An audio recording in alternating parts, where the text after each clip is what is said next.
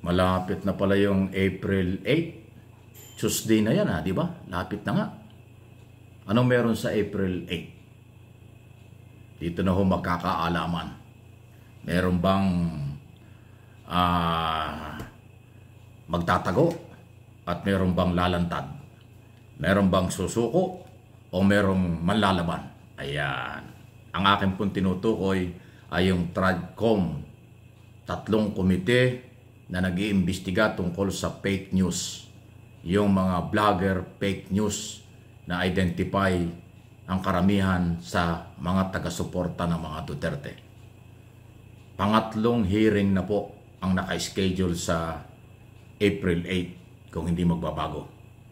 At medyo malupit yan kasi dun sa last hearing meron ng warning na ang hindi darating na mga vloggers sa ilang beses na inimbitahan ay contempt na ang aabutin. Ipakukulong na ng Committee on Public Order and Safety, Committee on Public Information at Committee on Public Information and Technology o yung Tradcom. Ayan. Yan po yung huling sinabi ni na Congressman Paduano at Congressman Pimentel.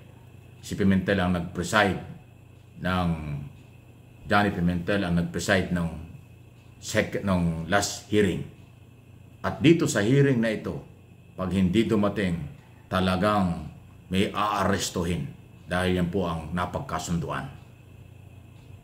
Pinumago nito ng unang hearing, nag-warning dahil walang dumating, pero pangalawang hearing, nagdatingan na. Yung mga umiyak na mga fake news doon dahil umamin sina Lopez, saka si MJ Reyes, at saka yung isang taga Manila Bulletin, yung mga umamin dahil umiyak sila, naipit sila sa question and answer ng mga congressman dahil fake news yung kanilang ginagawa. Puro daw, napanood lang, nabasa lang, ginawa ng content, ayun, sabit sila. Yun po ang nangyari.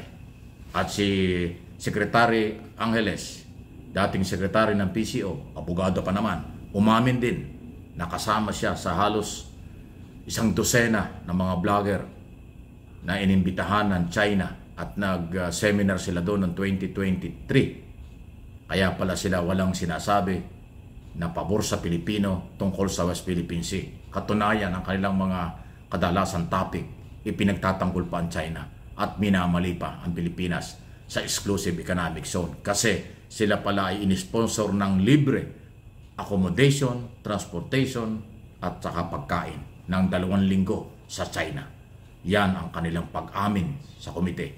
Sila inisponsor ng China para mag-seminar. Kaya, kung yung babasahin at susubaybayan ang kanilang mga paliwanag, pro-China ang dating. Dahil maka-Duterte sila, nakaibigan ng Duterte ang China. Pero bandang huli, nagkalaglaga na. Yan po yung more or less na nangyari. Kaya aabangan natin. Kung di ako nagkakamali ay sa 37, 42 yan o 41, 30, dumalo yung iba. Yung 37 mga inimbitahan, hindi pa lahat dumadalo. Meron pang 11 yata. Kasama dyan si Badoy, si Banatbay, at saka si Sasot. Si Sasot.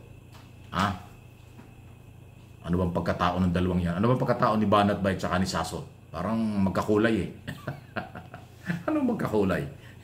Basta, bahala na kayo ano bang pagkatao ng dalawang yan. Yan. Kasi si Badoy, sabi na sa abroad. Si Sasot, sabi na sa China, abroad din. Ay si Banatbay, baka inaasikaso, napakaraming libel case yan baka inaasikaso yung kanyang libel case. Kaya hindi siya makaharap. Pero ngayon, hindi na ho tinatanggap ng komite na nasa abroad kayo o ano man yung pinagkakabalahan. Sa oras na hindi kayo dumating, huhulihin na kayo ng PNP. Si General Torre ang maghahanap sa inyo. Pag si General Torre naghanap sa inyo, kahit saan kayo magtago, kahit sa ilalim ng lupa, huhulihin kayo. Ganyang katindi ang CIDG kasi nationwide yan. Kaya ikaw Banatbay, ikaw Sasot, at saka Badoy, magtago na kayo sa pinanggalingan nyo at hahanapin kayo ng CIDG pag hindi kayo dumating sa next hearing.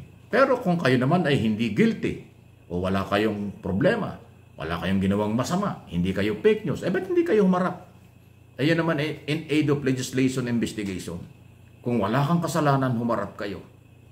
Huwag na kayong gumaya sa style ni Duterte. Wala daw siyang kasalanan, sisipain daw niya ang ICC, sisipain, hindi daw siya kinakasuhan ng gobyerno.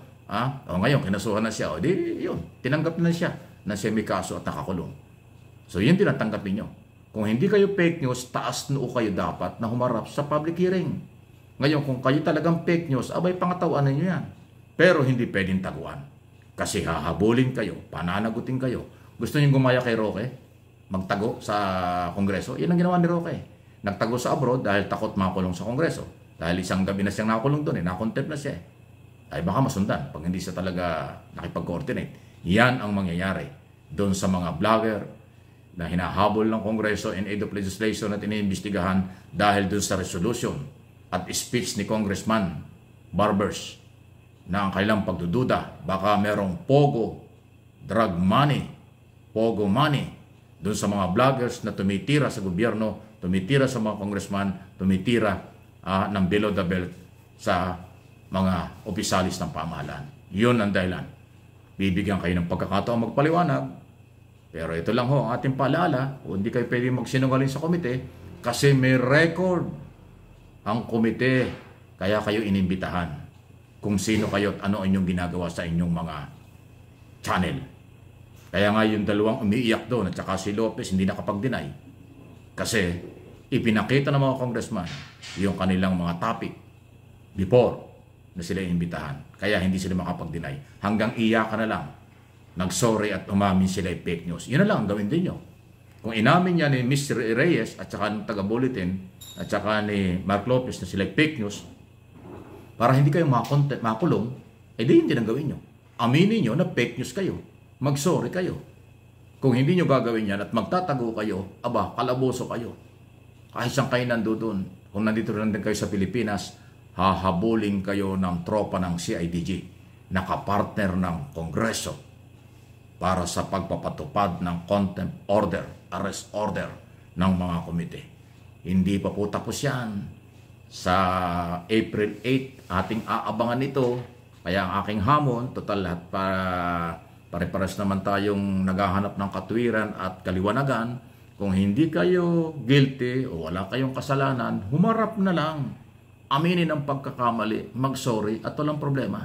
Pero yung ibaliwala nyo, takasan nyo, magtago kayo at marami kayong dahilan, hindi na yan tatanggapin. Last warning na ang ginawa ni Paduano at ng komite at saka ho ng chairman na si Pimentel ang last hearing. Kung hindi pa kayo dadalo, maghahabulan na, maghuhulihan na. Good luck sa inyo. Please like and share ng video ito.